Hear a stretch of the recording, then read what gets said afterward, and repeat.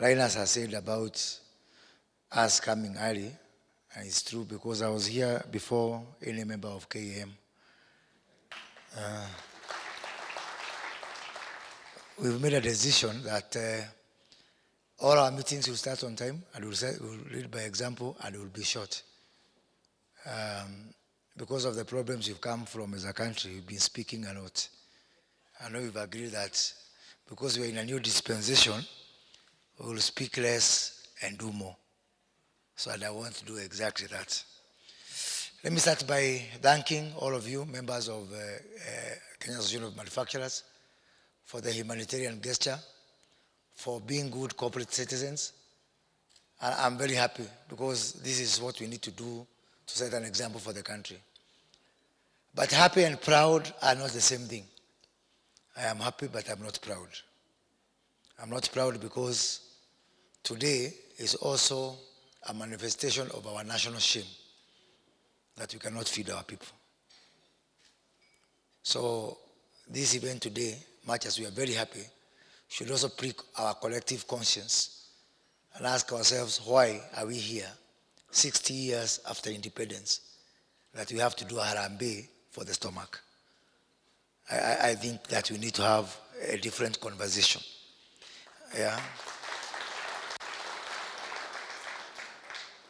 And that conversation is what we are engaging as a government to look at issues of food security, sustainability. And we are, I think we need to have a balance in this country. I'm very religious, by the way, and I'm a devout Catholic and a former altar boy. But we need to balance between religion and reality.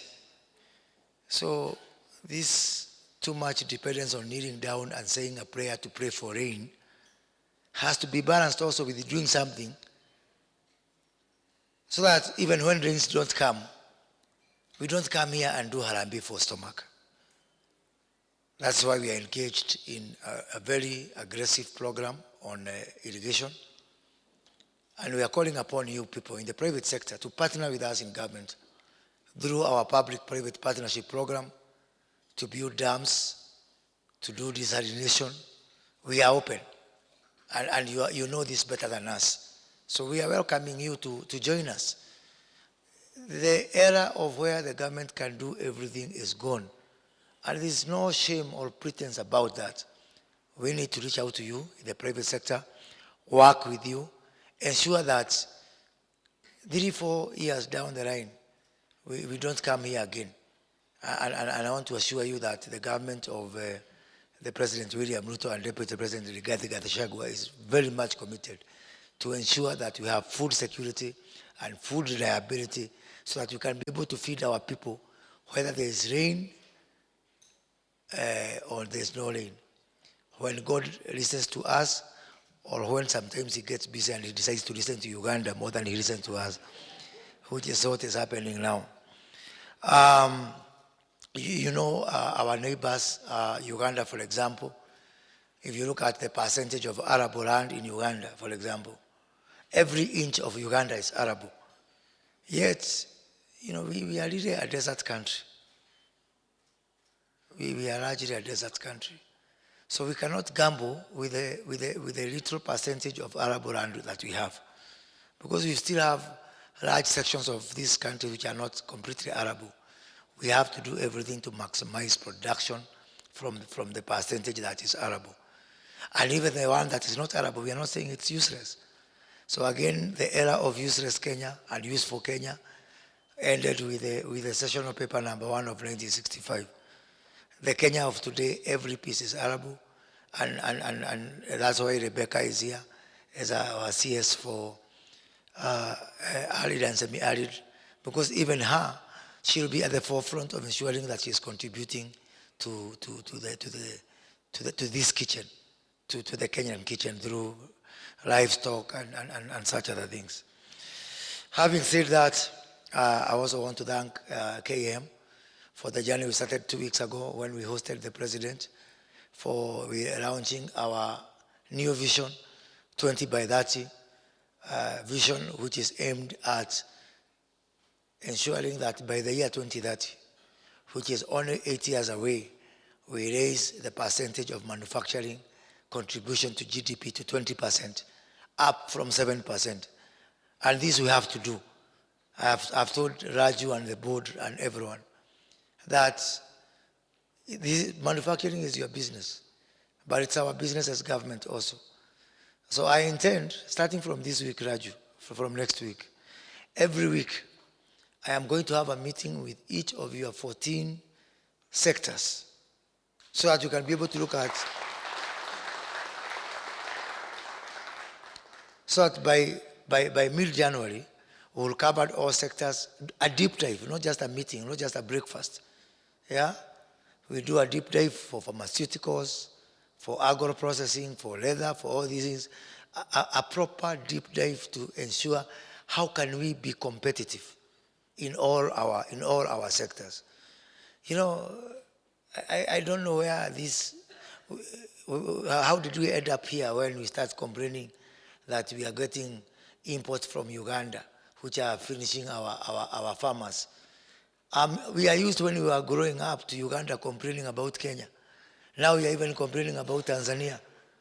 We have to stop this culture of complaining and really look down at our competitiveness. If you are not competitive, don't expect mercy from the government of Kenya. Government of Kenya can support you in any ways, except if you are not competitive. So Rebecca is still in transition. So issues of power and all that, she's still responsible until they do a handshake with Davis Chilchil and tell us what we are going to do about cost of power, about the night tariffs and all these things. But really, we want to have an honest conversation about our competitiveness and the drivers of our competitiveness. And then I want to hear the juice manufacturers from Egypt complaining about tropical brands. Yeah? I want to go for the next COMESA meeting and I get complaint from my counterpart from Egypt. These Kenyans are too much. We cannot sell. Yeah? They are driving us out of market. Why can't the shoe be on the other foot? Why are we the ones complaining about Egypt? Why are we the ones complaining about a desert?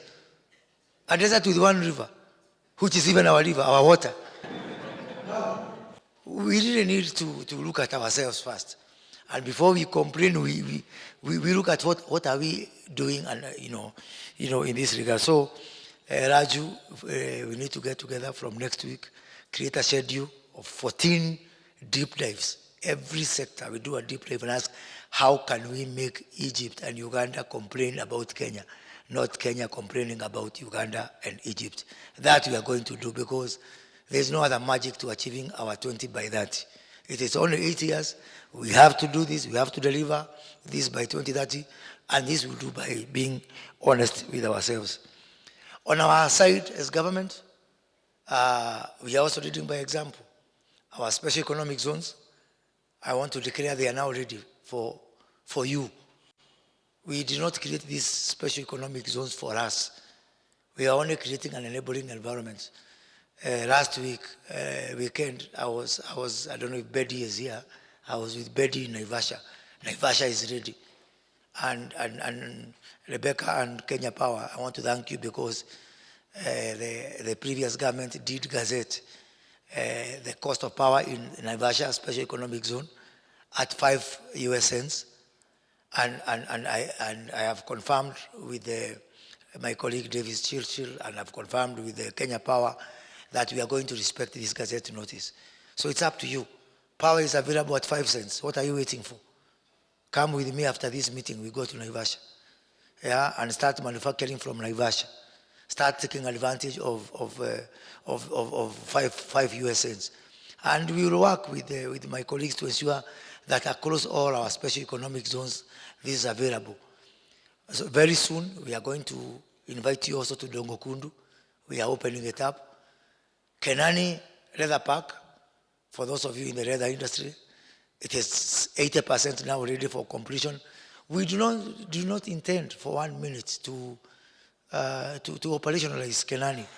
We want the likes of Bata to come in there and to not only do the manufacturing of leather from there for local market and for export, but also to support the value chain through an outgrower system, which is going to ensure that Rebecca's customers from ASAL areas are able to link up with the big players like Bata for uptake of our hides and skins, and for those of us who are from where Shiro come from, we stop throwing away skin.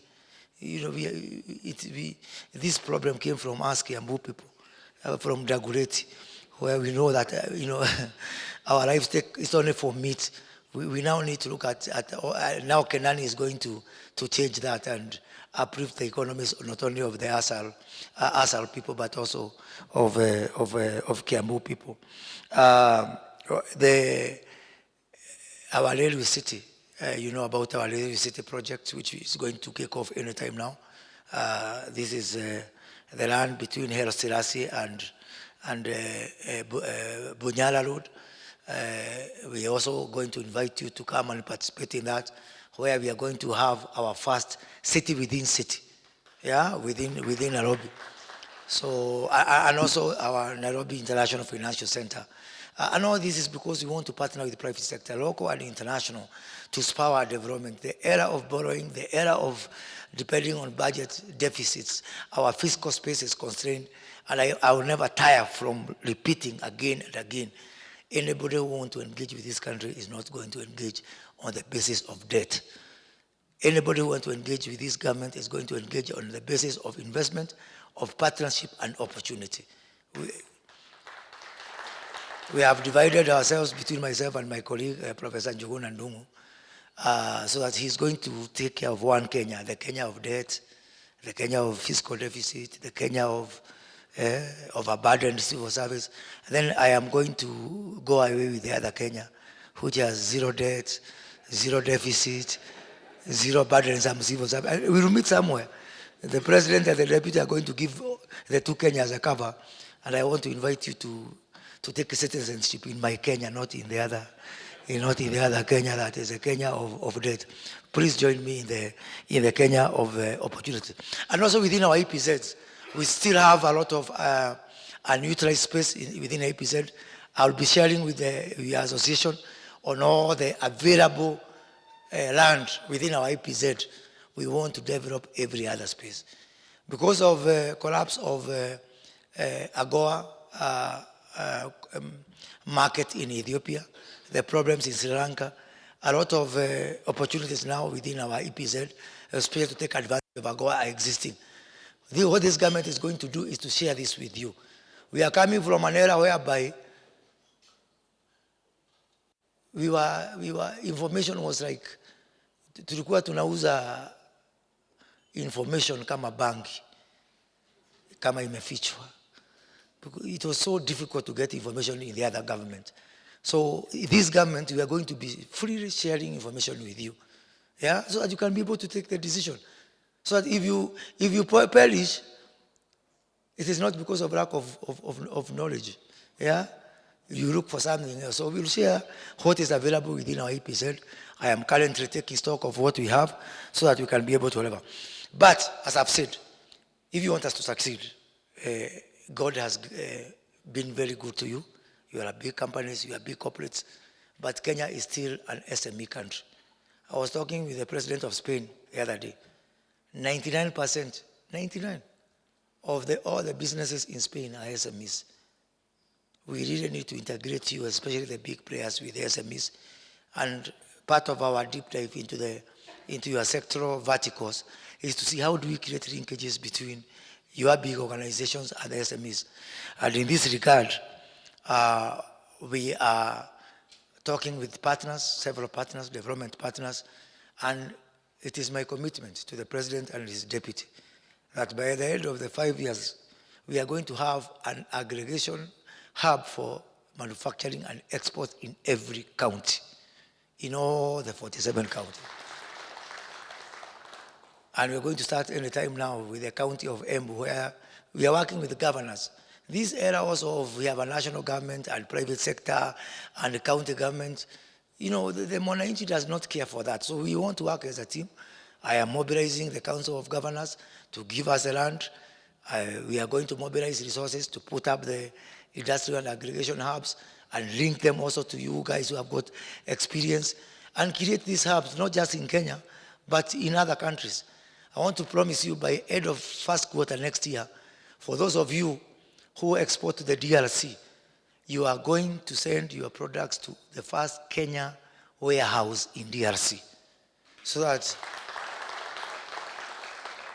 you don't even need to know anyone. You don't need to know your buyer. You just put your goods there through e-commerce and other enablers that you are going to put there. Kenyan goods will be distributed locally within DRC. And I'm talking about the eastern part of DRC here. We want to do it in Ethiopia.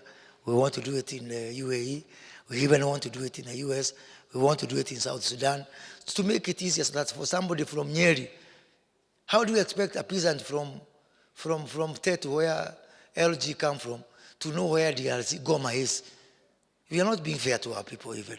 So we need to create an infrastructure, both from county level all the way to the export market where we can be able to link this. But we want you to join us in this, whatever. As I finish, let me mention a few things. One is about the business environment. I know what you are going through in terms of your tax refunds, and I want to do something about it. And I have the support of the president and the deputy president to have this conversation. Now we are just going for the KRA Taxpayers Week. We are going to continue this conversation. Two things will happen on the issue of tax refunds. Either we net off from the beginning so nobody owes the other, or we streamline the process of refunds. There's no other way about it, and that's my commitment. Yeah?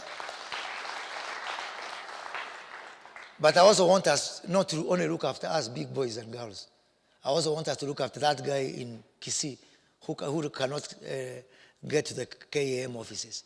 So in this regard, we will soon be launching our business environment reporting portal, where every business person in the remotest part of this country can be able to log in, report their delays in tax refunds, because they have the same problems. That you are here does not mean that they don't have problems. They also have problems. So I want that person in Muranga to say that they applied for Kenya Power Connection for 3 phase. It is now 1 month. And that report, by the way, the first user access ID I will give to the president and the deputy. And we will be reporting in the media every month who is being reported. Is it the county government of Nairobi? Is it the Ministry of Interior? Is it Kenya Power? This self-reporting is the only way we are going to fix the issue of business and environment. We are not going to fix business and environment by having seminars, much as seminars are good. It is only by enabling Kenyans, manufacturers, traders, exporters, to do self-reporting through that system, which we are calling the Pasha system. Watch out to Pasha Habari, so that you can be able to know what you are doing. Let me finish by saying that we cannot be a country of dumping, and we cannot be a country whereby we want to grow by just being importing. I will shock you, and I was looking for my good friend, my favorite friend, Vimal Shah, to ask him what his budget for water in Bidco is. Water just for drinking, for stuff. And I will shock Vimal, I didn't get you on time. You are late, so I noticed. But I want to say that I suspect the budget for Bidco for water, I will not even ask Jane, because I'm sure Jane is much higher. But the budget of Bidco for water is higher than the government of Kenya budget for promoting exports. So you're manufacturing here, and you expect us to help you to export. The budget for Kenya for exports through our Kenya Export Promotion and Branding Agency for this year is a whopping 46. I'm saying 46 without saying what. Because when I told Rebecca it's 46, she asked me billion. Reality is it's 46 million shillings. We have only 18 trade attaches to market what you are producing. We are just surviving by the grace of God. So the issue of export promotion, kama unataka tuwe marafiki, we have to have that conversation. And I have looked at measures. I'm discussing with the Kenya Bureau of Standards, and I'm discussing with KRA and with Treasury, that every importer will have to chip in so that we can be able to grow our exports. So I will give away in some areas. I will be proposing to Parliament, subject to Cabinet approval, that we lower our local fees for, okay. We lower our fees for local destination inspection. I want to suggest to Parliament with Cabinet approval that we lower that, but that reduction, I will compensate it through an export development levy, so that we get money to, not for me or for government of Kenya, your own exports. I don't want you just to think that export is your business. It's our business. It's our foreign exchange. It's our jobs. It's our country competitiveness. But all of us have to chip in doing that. I know that is not very popular with some of you, but you cannot have your cake and eat it also. You cannot want to grow exports and you don't want, somebody has to pay. There's no free lunch. Somebody has to pay for it. So that's a discussion again I want us to have, because it's for your own good. It's for your own competitiveness. It's for your own, Finally, I hope Vimal, you'll take this opportunity to tell us when you are going to list on the Nairobi Securities Exchange. The president is still asking me, is your friend, did he give a commitment? Because the last time you met, you said that you are going to list at the NSC one day. And he's still asking me, maybe Vimal told you when that day came and whatever. So thank you very much. And I want now to, before I invite my colleague, the CS, my twin, I'm calling him my twin because he's my twin. Our ministries are twin. The CS for SMEs and cooperatives, the one who is in charge of your customers. We have divided our work also between me and Cherugui.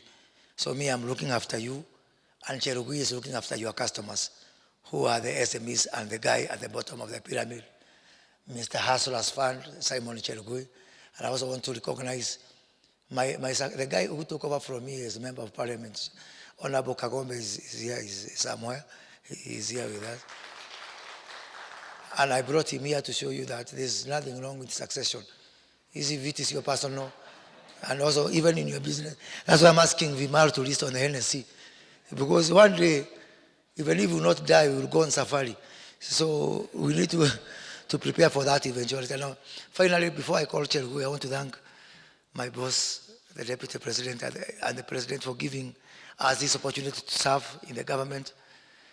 Some of Vimal, Raju and Rainas have said I've been keeping them on their toes. It's because I decided to start working immediately I was nominated. I was actually telling the President yesterday, I'm due for 2 leave days because I've been working for 1 month. So, Your Excellency, when you come to calculating leave, please consider that I've been working for 1 month. These people are my witnesses, and let the 2 days be accredited to me. So, let me now invite my colleague, the Honorable Simon Cherugui, to make his remarks and invite the Deputy President. And for those of you who may have listened to the dangerous propaganda that I never went to school, Simon Cherugui was with me in the university. So he's my living witness. Thank you very much.